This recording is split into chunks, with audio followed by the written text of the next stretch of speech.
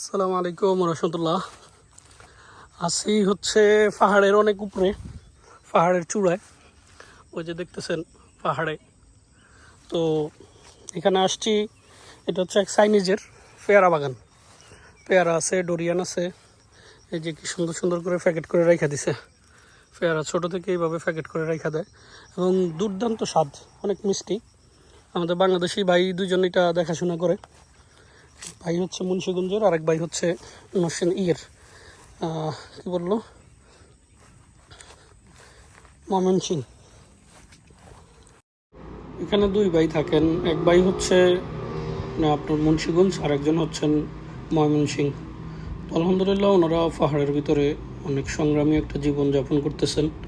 এখানে রাস্তাগুলো দেখেন কি ভয়ঙ্কর।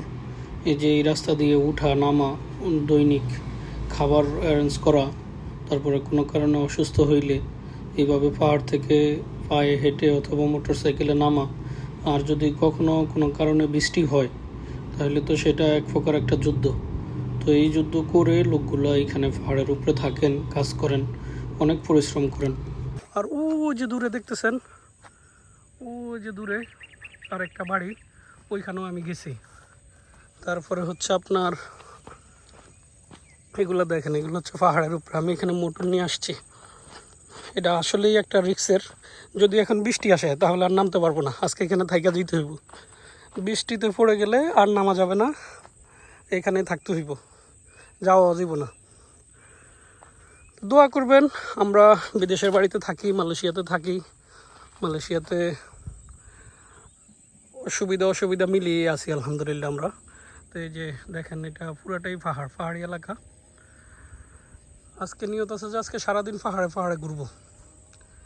আর এই এলাকায় একটা জায়গা নিছি, ওই আমরা যে জায়গাটা নিছি এটা হচ্ছে আপনার ওই যে টিএনবির লাইনটা দেখা যাইতেছে, এই টিএনবির লাইনের এইখানে এই যে সবজির একটা প্রজেক্ট আছে এখানে দেখা যায়। এই সবজির প্রজেক্টের পাশে এখানে খালি জায়গা আছে, এই জায়গাটা নেওয়া হয়েছে। এখানে মোটামুটি আলহামদুলিল্লাহ লেবু, তারপরে আপনার পেঁপে, পেয়ারা মিলিয়ে করার চেষ্টা করতেছি। আল্লাহ যেন সফলতা দান করে। এইদিকে আপনার চারিদিকে পাহাড়। এই যে পাহাড়ের উপরে আমাদের দেশি ভাইরা কাজ করে, কষ্ট করে, পরিশ্রম করে। এই পরিশ্রমের টাকা দেশে পাঠায়, আর এই পরিশ্রমের টাকারই আপনারা বলেন হচ্ছে রেমিটেন্স। তো এই রেমিটেন্সের টাকা দিয়ে দেশের মানুষের সচ্ছলতা আসে। কিন্তু এই দিন শেষে দেখা যায় যে আমরা প্রবাসীরা অনেক অবহেলিত, বঞ্চিত, সব দিক থেকেই বঞ্চিত। তো দোয়া করবেন, আমরা আল্লাহ সুবহানাহু ওয়া তাআলার রহমতের আশা করি, আর কারো কোনো কিছু না। এই যে এখানে একটা পাহাড়ের ভিতরে আমাদের দুজন ভাই থাকেন। তো আল্লাহ না করুক কোনো কারণে যদি অসুস্থ হয়, ওনারা হসপিটালে নিতেই আপনার মোটামুটি 1 ঘন্টার মতো লাগবে। পাহাড় থেকে নামাইতেই 1 ঘন্টা লাগবে।